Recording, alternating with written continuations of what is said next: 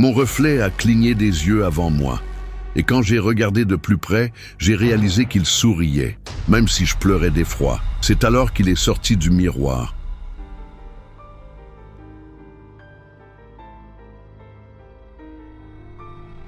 Il y a des objets qui portent des souvenirs, des objets qui portent des malédictions. Et il y a des objets qui portent quelque chose de bien pire, des fragments d'âme qui n'auraient jamais dû être emprisonnés. Je m'appelle Elena. Et j'ai commis l'erreur d'apporter l'un de ces objets chez moi. Un miroir ancien qui ne reflète pas seulement votre apparence, mais votre véritable nature. Et quand vous découvrez qui vous êtes vraiment à l'intérieur, la terreur devient insupportable. Tout a commencé il y a 3 semaines, quand j'ai visité une boutique d'antiquités sombre dans le centre historique de la ville. L'endroit était étouffant, rempli d'objets poussiéreux et d'une odeur persistante de moisis et d'encens brûlé. Le propriétaire était un vieil homme aux yeux enfoncés et aux mains tremblantes, qui m'observait avec une intensité troublante pendant que j'explorais les étagères bondées. C'est au fond du magasin, caché entre des meubles cassés et des tableaux décolorés, que j'ai trouvé le miroir. C'était une pièce magnifique, avec un cadre en bois noir sculpté de figures grotesques, des visages tordus, des mains contorsionnées, des créatures qui semblaient piégées en train d'essayer de s'échapper du bois. Le verre avait une qualité étrange, légèrement opaque, comme si une fine couche de brume y était éternellement emprisonnée. « Celui-ci n'est pas à vendre », a murmuré le vieil homme derrière moi, apparaissant si silencieusement que j'ai sursauté. Sa voix était rauque, chargée de quelque chose qui ressemblait à une peur authentique. Mais plus il insistait pour que je ne l'emporte pas, plus je le désirais. Il y avait quelque chose d'hypnotique dans ce miroir, quelque chose qui m'appelait de façon inexplicable. J'ai offert le double du prix, puis le triple. Le vieil homme a fini par céder, mais pas avant de me faire jurer que je ne regarderai jamais le miroir seul la nuit, et que jamais, sous aucun prétexte, je ne toucherai mon propre reflet. Tu touches le verre quand elle touche en retour, il n'y a pas de retour en arrière, a-t-il murmuré, les yeux humides et effrayés. Et elle touche toujours en retour. J'ai ignoré ces avertissements comme le délire d'un vieillard. J'ai ramené le miroir à la maison et je l'ai accroché au mur de ma chambre. Il était assez grand pour refléter presque tout mon corps. Et même pendant la journée, il y avait quelque chose de troublant dans la façon dont l'image dans le miroir semblait légèrement retardée, comme si mon reflet avait besoin d'une fraction de seconde pour me suivre. La première nuit, j'ai obéi à l'avertissement du vieil homme. J'ai couvert le miroir d'un drap avant de dormir, mais je me suis réveillé au milieu de la nuit avec la sensation oppressante d'être observé. Le drap était tombé et le miroir reflétait ma chambre baignée par la lumière pâle de la lune. Je me suis assise sur le lit, mon cœur s'accélérant sans raison apparente, et puis je l'ai vu. Dans le reflet du miroir, il y avait quelqu'un debout dans le coin de ma chambre, une silhouette sombre, immobile qui observait. Je me suis retourné brusquement, allumant la lumière de la lampe de chevet. Le coin était vide, complètement vide. J'ai regardé de nouveau le miroir et la silhouette avait disparu. Mais maintenant, mon propre reflet semblait faux. L'expression sur mon visage reflété ne correspondait pas à la mienne. J'étais effrayé, bouche entrouverte, yeux écarquillés. Mais mon reflet arborait un sourire subtil, presque imperceptible, et les yeux fixés sur moi avec une intensité qui m'a fait sentir un frisson glacé le long de l'échine. J'ai cligné des yeux. Mon reflet n'a pas cligné avec moi. J'ai rapidement pris le drap et recouvert le miroir à nouveau, ma respiration haletante, les mains tremblantes. Quelque chose n'allait pas du tout. Mais l'épuisement était plus fort que la peur. Et finalement, je me suis rendormi, me convainquant que ce n'était que mon imagination qui travaillait trop. J'avais tellement tort. Au cours des jours suivants, les choses ont empiré de façon progressive et insidieuse. De petites différences qui pourraient être ignorées isolément, mais qui ensemble formaient un schéma terrifiant. Mon reflet dans le miroir restait légèrement désynchronisé. Parfois, quand je levais la main droite, le reflet levait la gauche d'abord, se corrigeant seulement après. D'autres fois, Ma bouche dans le miroir bougeait en formant des mots que je ne prononçais pas. J'ai commencé à éviter le miroir, le gardant couvert la plupart du temps. Mais la curiosité est une force cruelle, et chaque nuit, je me surprenais à tirer le drap juste un peu, à espionner mon reflet dans l'obscurité. Et chaque nuit, la chose dans le miroir semblait plus indépendante, plus réelle, comme si elle gagnait sa propre substance. Ce fut à la 5e nuit que tout a changé de façon irréversible. Je me suis réveillé à 3 heures du matin avec une soif terrible. Je me suis levé en titubant vers la salle de bain, encore à moitié endormi. Quand j'ai allumé la lumière et que je me suis vu dans le miroir du lavabo, je me suis figé.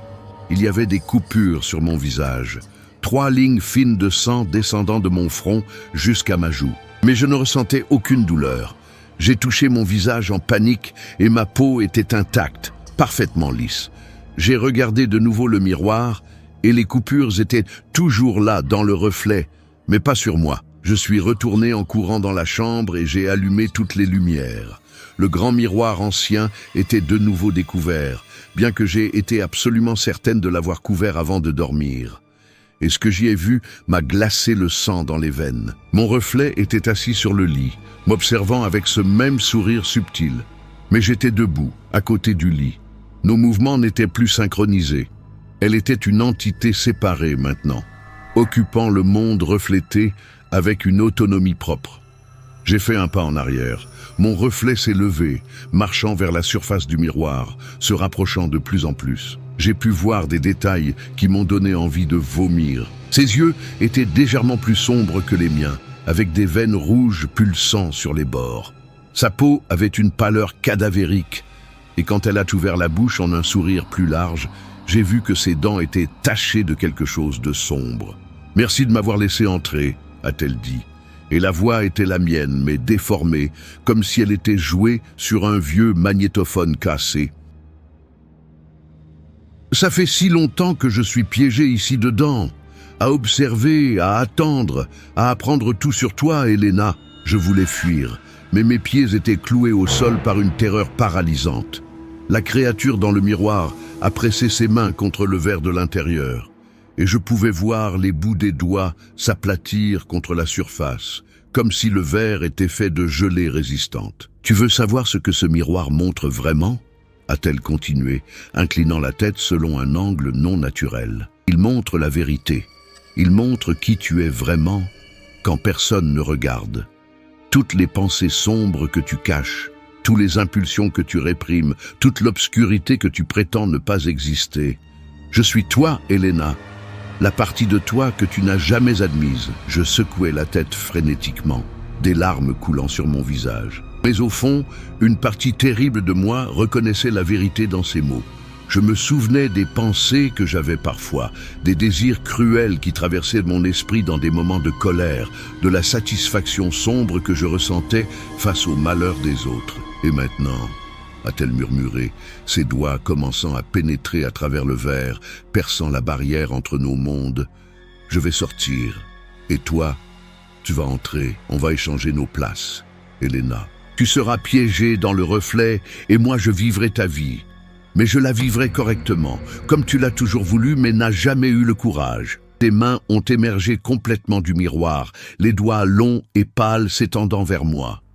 J'ai reculé en trébuchant, mais elle était plus rapide. Ses mains glacées ont saisi mes poignets avec une force surhumaine, les ongles pointus s'enfonçant dans ma peau. La douleur était réelle, le sang était réel. Elle sortait du miroir, la moitié du corps déjà traversant le verre qui ondulait comme de l'eau noire. J'ai lutté de toutes mes forces, essayant de me libérer, mais elle me tirait inexorablement vers le miroir. J'ai senti le verre froid toucher mon dos. Et alors quelque chose d'effroyable s'est produit. J'ai commencé à m'enfoncer dedans, mon corps traversant la surface, aspiré vers l'intérieur du monde reflété. « Non, s'il te plaît !» ai-je crié, ma voix résonnant de façon déformée. Mais elle ne faisait que sourire, ce sourire horrible s'élargissant de façon impossible, révélant des rangées de dents qui n'auraient pas dû exister dans une bouche humaine. « Tu aurais dû écouter le vieil homme. Tu aurais dû résister, mais tu m'as amené chez toi, tu m'as regardé toutes les nuits, tu m'as nourri de ta curiosité et de ta peur. Et maintenant, je suis assez forte. Nous étions presque complètement échangés maintenant. Moi aspiré vers l'intérieur, elle émergeant vers l'extérieur.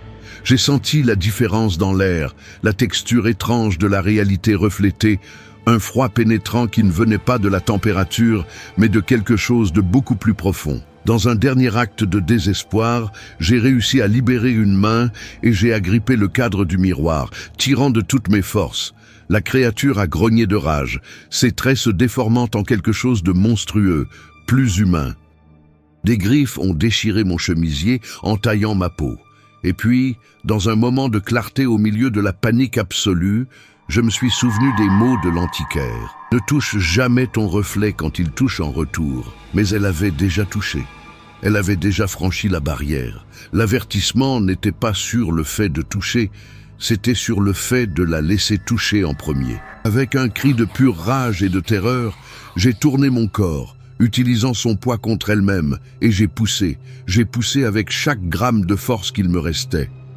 Pendant une fraction de seconde, j'ai senti une résistance, comme si la réalité elle-même répugnait à me laisser partir.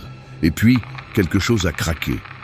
Je suis tombé en arrière, loin du miroir, heurtant violemment le sol de la chambre. J'ai entendu un cri aigu, presque inhumain, venant du miroir. J'ai levé les yeux à temps pour voir la créature aspirer de nouveau dans le verre, ses griffant l'air vide, son visage tordu de fureur et de désespoir. Le miroir s'est fissuré.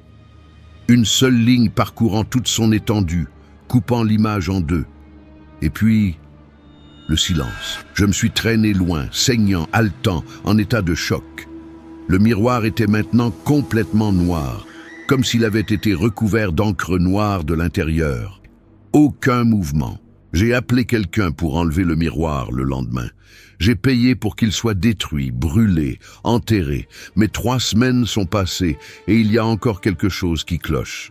Parce que maintenant, quand je regarde n'importe quel miroir, n'importe quelle surface réfléchissante, je la vois, juste une seconde, du coin de l'œil, toujours à observer, toujours à attendre. Et parfois, tard dans la nuit quand je suis seul, je touche mon propre visage et je sens des cicatrices qui n'y sont pas.